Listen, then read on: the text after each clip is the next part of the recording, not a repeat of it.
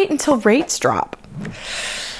You and everyone else, but let me tell you, if you think affordability sucks right now, wait until rates drop to 5%. The housing market, it's hard right now. Nobody can deny it, but today, you're getting a little Lindsey tough love. If you are financially able to buy a house right now, and you are just waiting because you want interest rates to drop, then I think you're making a big mistake. And no, you trolls out there can't just say, oh, this is just another example of another realtor trying to sell houses. Let's look at the data. Pulsenomics recently polled over 100 economists, financial strategists, housing market analysts in the most recent quarterly home price expectation survey. The results show what those polled think home prices are going to do over the next 5 years. 3.32%, 2.17%, 3.24%. This is price appreciation, meaning house prices are rising. They're not rising at the astronomical amount we've seen in recent years, but houses next year and the year after are going to be more expensive than they are right now. So let's run an example. Today, let's say you buy a house for $300,000 with a 10% down payment. That's a down payment of $30,000 with a loan amount of $270,000. At today's average rate of roughly 7%, you're looking at a mortgage payment of $1,800 per month. But that interest rate at 7% is so high, so why don't you wait? Okay, so let's run those numbers and let's be conservative and say that it's just a 2% year-over-year appreciation, which is less than anybody's predicting right now. If we just do year-over-year at 2%, in 2024, your $300,000 house is going to be worth $306,000. And in 2025, it's going to be worth $312,120. Nobody can predict the rates, but a lot of the experts are guessing that by the end of 2025, we could potentially start to see rates come down and maybe even see a 5. So flash forward to spring of 2026. You've been paying rent now every single month for 2 years, and you've missed out on 2 years of appreciation on your property. And if the rates do drop into the 5s, you're going to see buyers come out of the woodwork because the rate they've been waiting for is finally here. And what happens when a lot of buyers flood the market? Anybody remember 2021?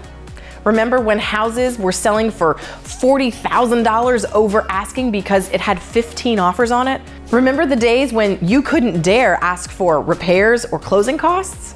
So in 2026, the house you could have bought for $300,000 2 years ago has now appreciated at a minimum to $312,000 and change.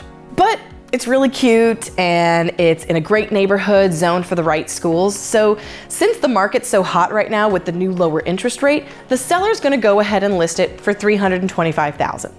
But at $325,000 with an interest rate of 5%, that monthly mortgage is only $1,610 per month. So what happens? That property gets tons of interest, tons of showings, and multiple offers start coming in through the door. The first one comes in right at $325K asking price. The second one comes in at $335,000. The third one comes in at $340,000, but they also say that they're willing to beat any competitive offers by $2,000 all the way up to $350,000. The listing agent, without divulging any details about the offers, goes back and tells all the buyer's agents that now there's a fourth offer coming. So offer number 1 goes to $340,000. Offer number 2 says they can't go any higher. Offer 3 has a larger down payment and a little bit more flexibility, so they decide to go all the way up to $365,000 because they've been looking for a year and this house is down the street from her sister, so it's perfect. And offer number 4 decides to bump theirs up to $345,000. So if offer 3 wins, and hypothetically they're doing a 10% down payment, that's $36,500. And their monthly mortgage is gonna approximately be $1,764. But for the last 2 years, they've been renting a house for $2,500 a month, which is $60,000, by the way. And now they have a similar mortgage payment to somebody who could buy that same house today and not only build value in their home, but not be hemorrhaging tens of thousands of dollars on rent, waiting for a lower interest rate. Plus, that first buyer who bought in 2023 can now refinance their mortgage to take advantage of the lower interest rate, and they don't have to compete with any other buyers to do it. I actually went and did an online calculator to see what that 2023 buyer would be up to. Assuming that they just made their $1,800 a month payment without paying anything extra, by 2025, their loan amount of $270,000 would be approximately $264,000. If they wanted to refinance and move their rate from the 7s down to the new 5, their new mortgage payment would be $1,417 per month.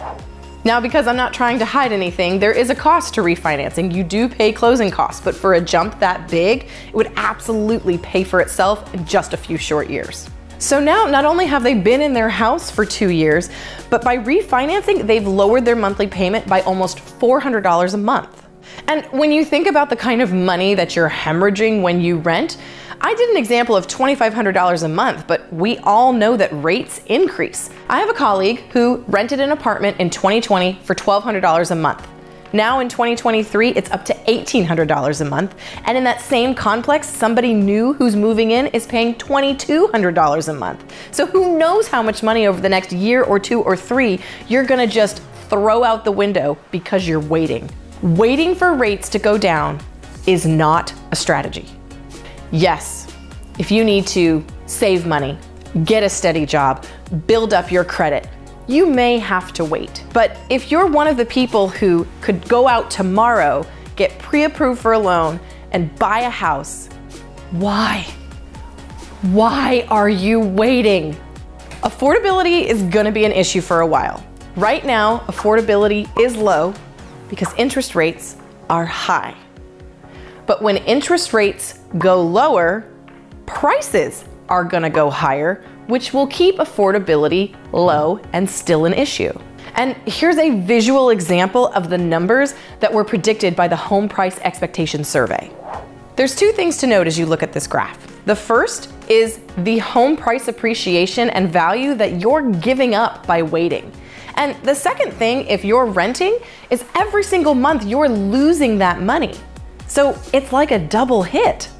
You're losing value because you don't own anything, and you're giving money out the door every single month. Please hear me. Stop waiting. I want you to really hear me when I say that time in the market, owning tangible property, is a much larger financial benefit than timing the market and waiting for the exact right time. Has this raised more questions than answers? That's okay. That's when I would love to have a conversation. What is your situation? Get a lender on the phone, talk to an agent. Take a look at what's real instead of following the masses and sitting this one out. Because did you know that even the industry experts who predicted that prices were gonna drop have already started revising their expectations? I'm Lindsey Johnson, your resource for all things real estate. See you next time.